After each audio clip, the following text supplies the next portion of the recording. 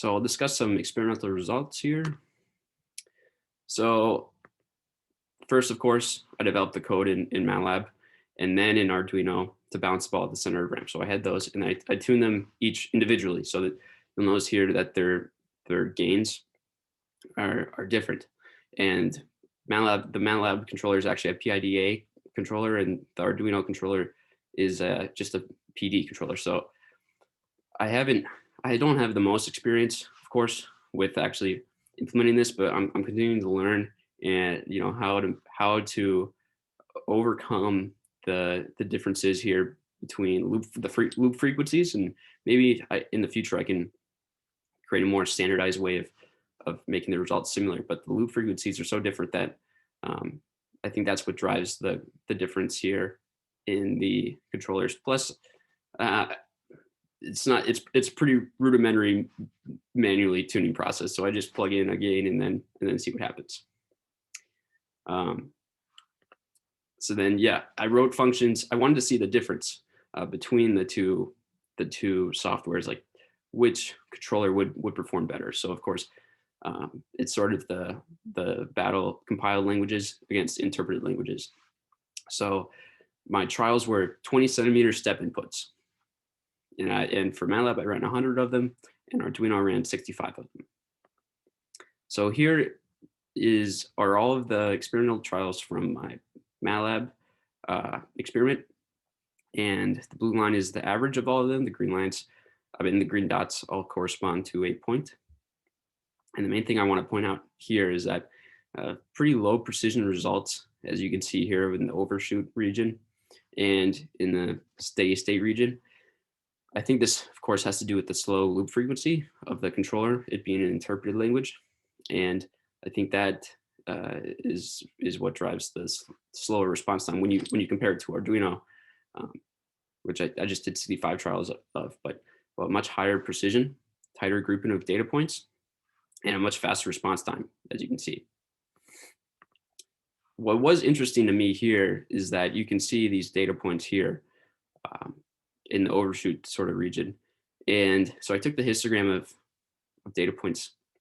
You can see that on some experiments, there was actually complete like 100% overshoot to where the ball was bumping up against the other side of the sensor. The other side of the ramp.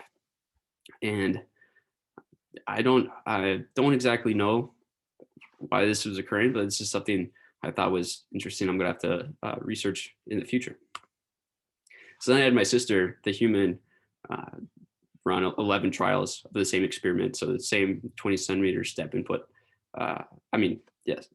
And you can see I don't know where concentration was because there wasn't too much precision here, of course, but she had a much lower average overshoot and a much faster response time. So these are actually on different x-axes because I didn't want to waste too much of her time. So I made her do it for about 7 seconds, but she had a percent overshoot of about 16% on average. So here's a summary of the controllers and performance, and I gave the best performers a yellow highlighting. And I actually this should be the yellow one right here, but the Arduino actually had the fastest rise time. But the main thing to point out here is that my sister, of course, is because I think she has the fastest loop frequency, she was the best performer. And so I just wanted to compare really MATLAB and Arduino difference in languages and loop frequencies. So I did that here, and you can see in this plot, what this plot essentially shows is that the Arduino controller was around 40% better in terms of average rise time, and about 30% better in average error in the settling period, and much better in the average peak time as well. And the MATLAB controller was only marginally better in the average overshoot percentage and the standard deviation in the settling period, like very marginally. So it just shows that my Arduino controller performed much better overall. So here's a brief conclusion, what I learned and what I want to do moving forward. So again, as an aeronautical engineering student, I learned a lot of theory Uh, and of course, I've learned by doing, especially like in the wind tunnel and in design by the fly. I've done a lot of learn by doing, but in control systems specifically, I never really had something like this on my own. That I've had to go through the whole entire design, prototyping, testing, and tuning process, and really implement tools to do so. So I gained a lot of experience in that, and now when I read about control systems, I sort of understand or control theory what's going on, which is powerful. So I sort of moving into electrical engineering uh, path, and I also learned that a lot of things I did in my process were upside down and backwards, such as upside down being my step plots went from top to bottom, and I think it would have been more visually pleasing to me at least if it went from bottom to up.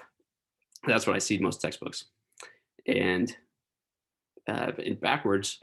So the first thing I did was code up my controllers in MATLAB and Arduino, and then manually tune them. So that took a lot of time.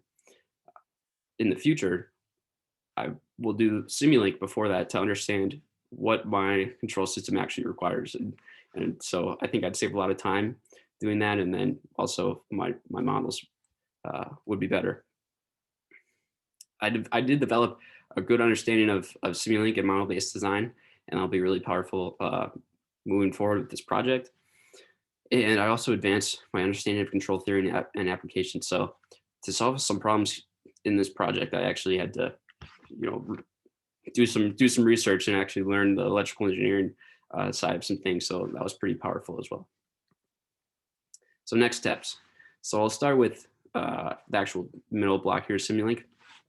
I want to further develop that model, make it more realistic, and iterate it with my research. So there's so many things that this control system could totally use, like a better filtering method, and moving forward, maybe as like a final project in one of my classes, I can integrate it to do some other really cool things. So I would try it all out in Simulink first.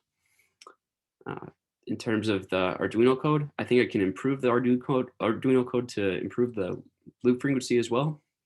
And I want to eliminate those undesirable behaviors at boundaries, like the 100% overshoot. Probably want to eliminate that one.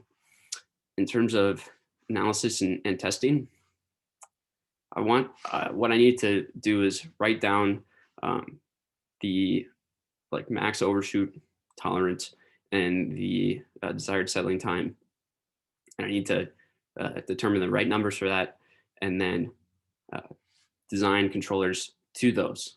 That'll be really powerful moving forward to give me a baseline.